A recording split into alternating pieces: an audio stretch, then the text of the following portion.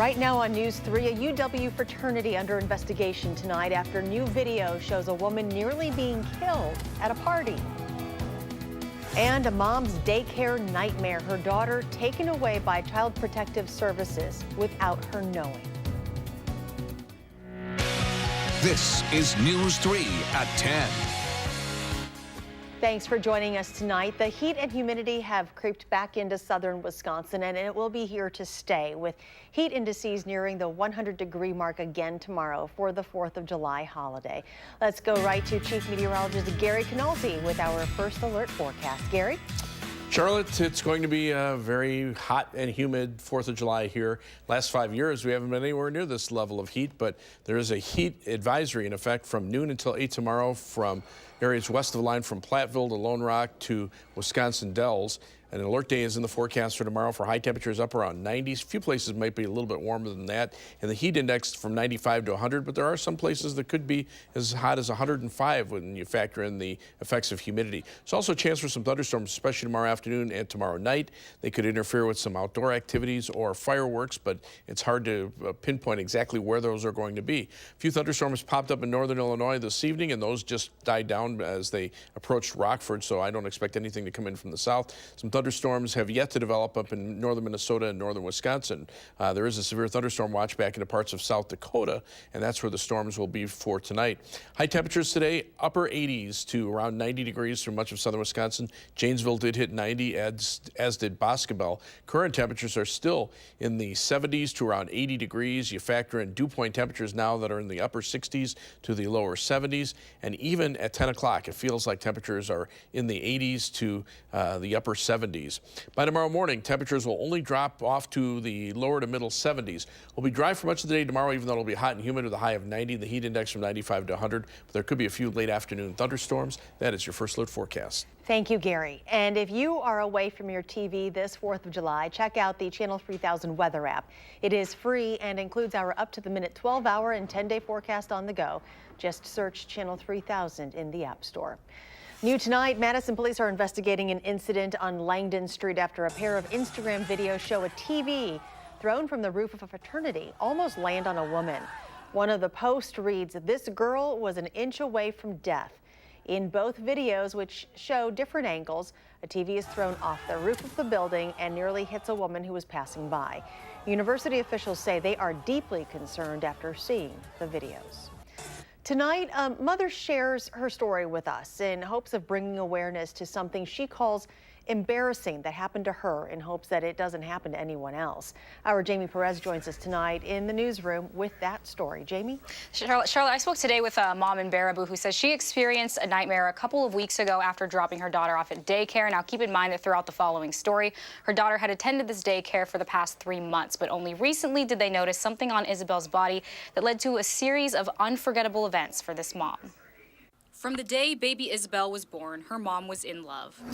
She's just 6 months old, and at such a young age, Isabel and her mom went through something no loving family wants to go through. I ended up receiving a phone call on my way out from CPS in Sauk County stating that, or just questioning me about bruises on my daughter's body. But what she had to explain was, well, they're not bruises. Like, I know exactly what you're talking about. They're Mongolian spots. It's hard to see through the camera lens, but those slightly discolored spots on baby Isabel's skin are a common trait for biracial babies, and they go away by age 5. Learning on Linden Daycare Center was doing a rash check when they noticed the spots. They grew concerned and called Child Protective Services. So what, I wasn't going to be able to pick up my daughter that day? All over something that they didn't even question me about. They didn't try to contact me. I'm 3 blocks away from the daycare. You know, the police department, sheriff's department didn't stop by my job to question me, even make any sort of contact. And that was pretty upsetting. CPS came to her home to investigate and question her and requested medical documents from her doctor. And her doctor provided documents that they are, in fact, Mongolian spots, and everything was handled and case is closed. The case may be closed, but she says this is a feeling they can't take back. I was crying on my way home. I was crying on the phone with them. It's almost embarrassing, too, because to get accusations like that regarding a child that you care for on a daily basis. I was pretty hurt. I did remove them from daycare that day, and they have not attended since. I did reach out to CPS in both Sauk and Adams County for comment, but they both declined. The daycare also said that they did not want to comment. Jamie Perez reporting tonight. Jamie, thanks. New information tonight about an abandoned baby found today in Milwaukee. Police are looking for this woman, 23-year-old Tammy Mann, in connection with the case. Milwaukee police said a baby boy about 4 to 6 months old was found alone in a car seat, unharmed, at about 2:30 this morning. He was about 7 miles north of downtown Milwaukee. Mann is being considered a person of interest. 2 girls were the only ones home when a fire started in Fitchburg today. And you can see here what's left of the roof of this home on Tree Line Drive. A lot of damage. Firefighters are estimating it's about $200,000 worth right now, but that's preliminary. The chief said the girls saw smoke, and when they realized they couldn't control it, they did exactly the right thing and got out before calling 911. At some point when you realize that the fire has grown past your ability to fight it with an extinguisher, then you really have one option, and that's to get out. Thanks to their smart thinking and the firefighters' efforts, the entire family, pets included, is safe. Until they can move back into the home, the fire department tells us they will all be staying with family. 5 people were rescued from a sinking boat in Green Lake County this weekend. The sheriff's department says it happened around 3:15 Sunday afternoon on the waters of Big Green Lake. The 3 men and 2 women who had been on board the boat were uninjured. Police in Beloit are asking for help identifying these 2 women tonight. They say it's part of an ATM skimming case. They say the skimmer was attached to a local business's ATM between June 23rd and the 24th. Anyone with information on who these 2 are is asked to call police. The power of Mother Nature on display today in Minnesota. The Renville County Sheriff's Office took drone video of a vehicle stuck in a sinkhole. They say following a significant rainfall, the road washed out around the culvert beneath. The 16-year-old driver was very lucky to have escaped without any injuries, thanks in part to his seatbelt and those airbags. A Madison man, 31-year-old Corey Ivy, is accused of trying to extort money from another man charged in a serious kidnapping and sexual assault case. Ivy made his preliminary appearance in Dane County Court today. This is all linked to the March incident where an auto shop owner, Matthew Levin, is accused of picking up a woman from the east side and driving her to his business in Monona, where he sexually assaulted her. A criminal complaint says Ivy told Levin and a private investigator that he was close to the alleged victim and could make the case go away for $50,000.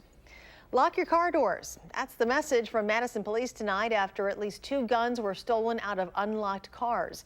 It happened over the weekend on Madison's west side. Police say that more than 100 guns have been stolen the same way over the last 3 years.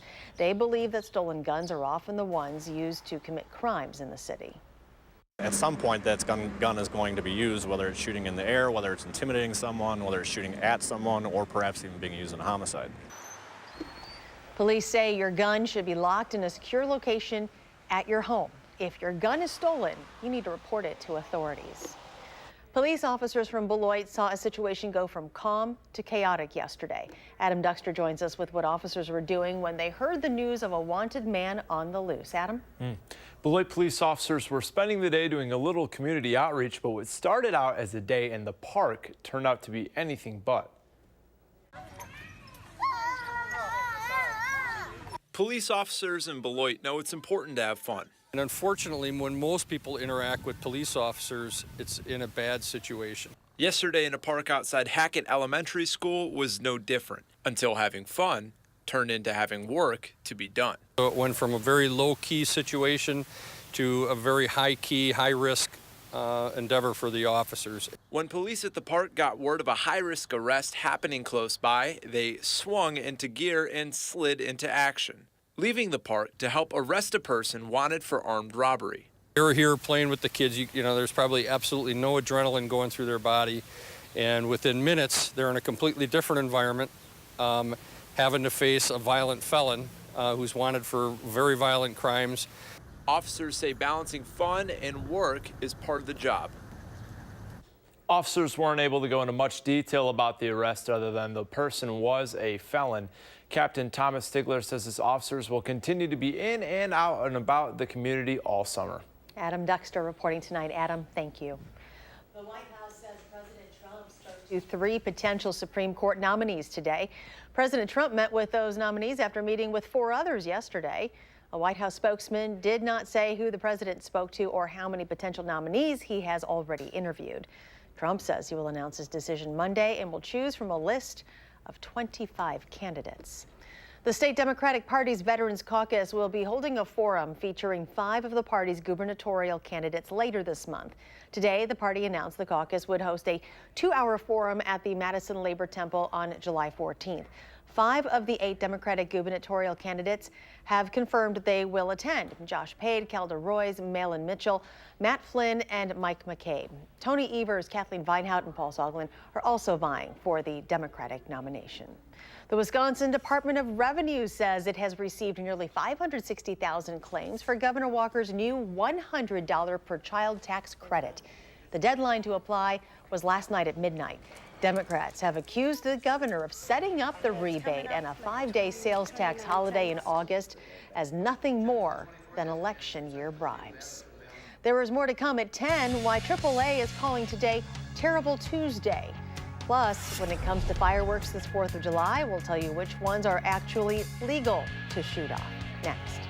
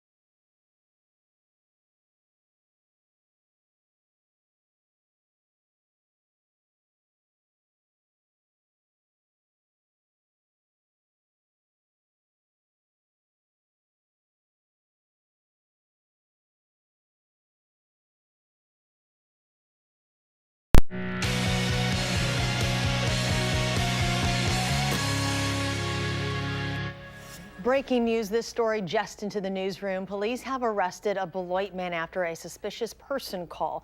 The caller reported this man, Israel Galindo, was seen looking through his 15-year-old daughter's room window on Lilac Street. The juvenile's father went outside to confront the man and a brief fight ensued. The father was able to hold him down until police arrived. Police say Galindo is a registered sex offender. AAA is calling today Terrible Tuesday as a record number of people are headed out of town for the July 4th holiday. AAA is predicting 40 million Americans will hit the roads. Those driving will also be paying more at the pump than in previous years. Gas prices are up 62 cents compared to this time last year. It is the most expensive July 4th holiday price in 4 years. This holiday, air travel also expected to break a record this year with 3.8 million flying this year. That's up 5% from 2017. It is the 9th year in a row that July 4th air travel has increased. And a reminder for those of you with pets this time of year. More pets run away from home over the 4th of July holiday than any other time of the year. Local dog trainers want to remind pet owners that before the fireworks displays this week, you might need to take some extra precautions to protect your beloved dogs and cats. Playing some music, soothing music, or something on the TV that can help drown out the sound outside. Maybe putting them in the basement where there's less noise as well. If you're going to watch fireworks, experts recommend leaving your pets at home, and if they do go missing from the fireworks, leave out their favorite blanket, food, and water. Do not try to call out or whistle. Just let them relax and come back on their own. Out west, some towns are canceling fireworks shows because of dry weather and several active wildfires. Just last year, fireworks sparked 869 wildfires in California alone. That's the highest number in 5 years. And a reminder from law enforcement this 4th of July, they say a lot of the fireworks being used this time of year are actually illegal. The state of Wisconsin says a good rule to remember is if it explodes or leaves the ground, you need a permit to light it and even own it in Wisconsin. Breaking that law could cost you thousands of dollars or land you in jail. Phantom Fireworks says the bigger items they sell can usually only be bought but cannot legally be used in the state. The good rule of thumb is if it's a caution sign on the firework item that typically you won't need a permit and they're pretty much safe to light off for the 4th of July holiday. So items with a warning sign instead of caution generally require a permit from the city you want to light them in. Breaking the law can cost up to $10,000 or 9 months in jail. The advice from the experts, just go watch a professional display. Chief Meteorologist Gary Canalti is here with a look at your holiday forecast. It's going to be a hot and humid one. And certainly there is. will be some thunderstorms. The question is whether or not they'll interfere with some of the fireworks displays. We'll just kind of have to wait and see. Let's start out by taking a look, excuse me, at the alert day that we have in the forecast for tomorrow.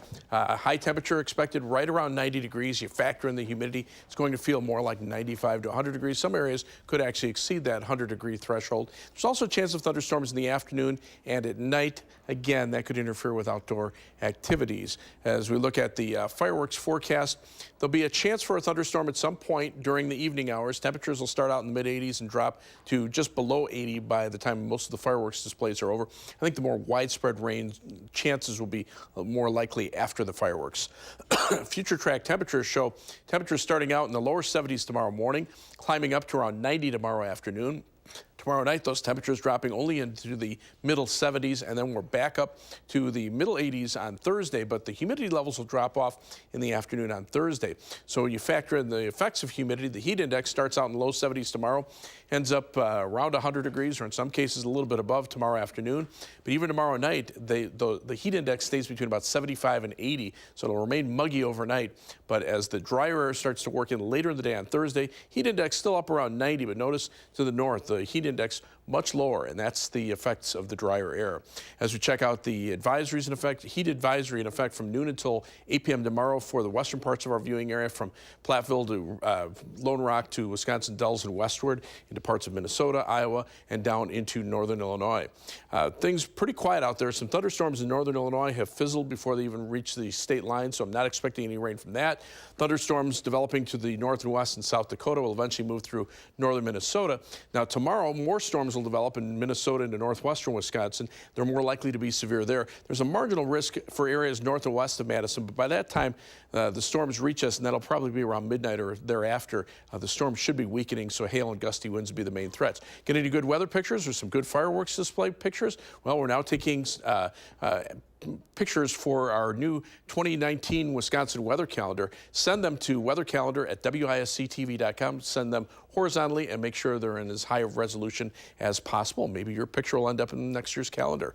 Time lapse from the WISC Skycam shows cirrus clouds giving way to some fair weather cumulus clouds from the south during the afternoon, and then some blow off tops from those thunderstorms down to the south. Otherwise, as we check out the live view from the Edgewater Skycam, it looks nice out there, but it is humid. High temperature today made it up to 86 degrees. Our low temperature started out at 61, and right now we're still at a muggy 80 degrees with the heat index at 83. Forecast for tonight calls for, again, that heat advisory tomorrow from 12 until 8 for our western viewing area, low of 71. Areas of fog are even possible. Tomorrow's high 90 with heat and humidity and some afternoon thunderstorms. On future track, no rain expected for tonight. Low temperatures, lower 70s. Tomorrow, high temperatures around 90, and you can see the spotty nature of the showers and thunderstorms, but the better chances will be later on tomorrow night as that cold front starts to approach from the north and west, and everything clears out of here on Thursday morning. Temperatures still in the mid-80s. 7 to 10 day forecast, those temperatures at least a little cooler for the weekend, and also a drop in the humidity, but next week they come right back up into the upper 80s,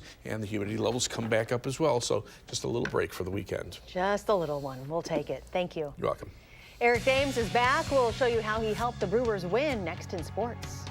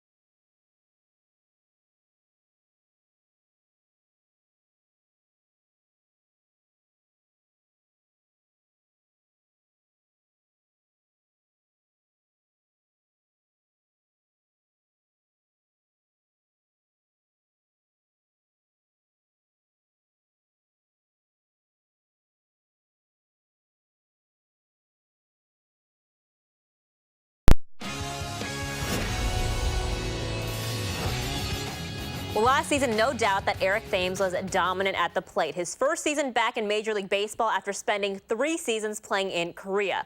31 home runs on the season, and while he's been hurt for most of this season, he's on a bit of a hot streak lately, if you will. In today's afternoon delight against the Twins, Thames hitting a 2-run home run in the 5th inning to help the Brewers win 2-0.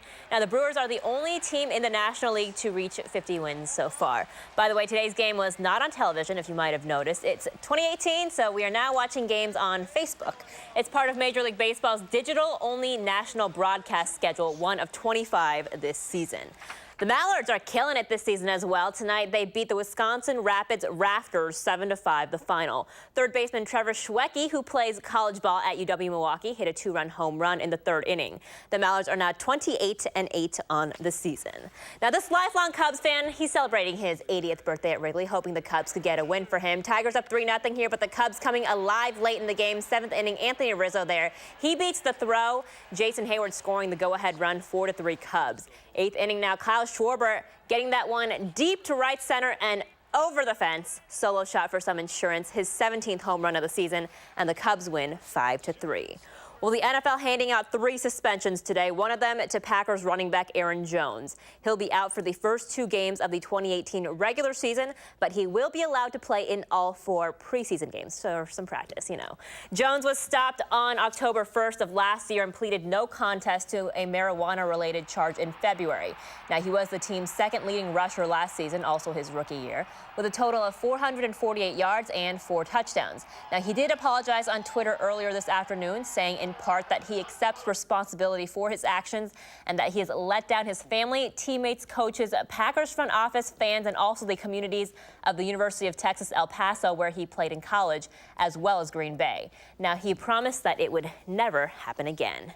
Well, this is an American tradition, the 4th of July Nathan's hot dog eating contest in Coney Island, Brooklyn, New York, tomorrow. And putting his title to the test will be defending champion Joey Chestnut. But first, he had to weigh in today, of course. He is 216 pounds. Chestnut looking for his 3rd straight title and 11th overall. You cannot pay me to ever watch this, by the way. In case you missed it, yesterday, 16 junior golfers hit the links for almost 18 hours to raise money for the UW Carbone Cancer Center. Now, each foursome was at Blackhawk, Lake Ripley, Pleasant View, and Janesville Country Club. They raised at least $3,000 at each location for a total of more than $20,000. And altogether, the guys played 837 holes of golf. We'll be right back.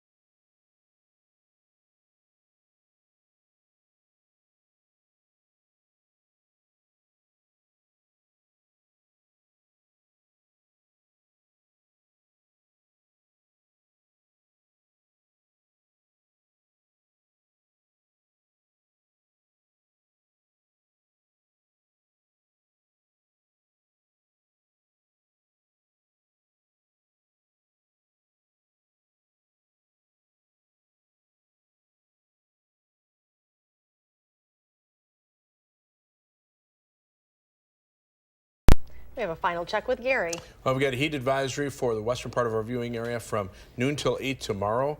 Otherwise, look for a high of 90 for tomorrow with some afternoon and nighttime thunderstorm chances. Those should end Thursday morning. Still humid for Thursday with highs in the mid-80s, but the humidity should drop for Friday, Saturday, and Sunday with highs in the low to mid-80s. Then it comes back for next week. Highs upper 80s, some thunderstorm chances about Wednesday and Thursday.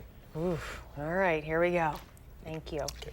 Thanks for joining us. Do something good, be safe, and stay cool tomorrow. We'll see you back here tomorrow.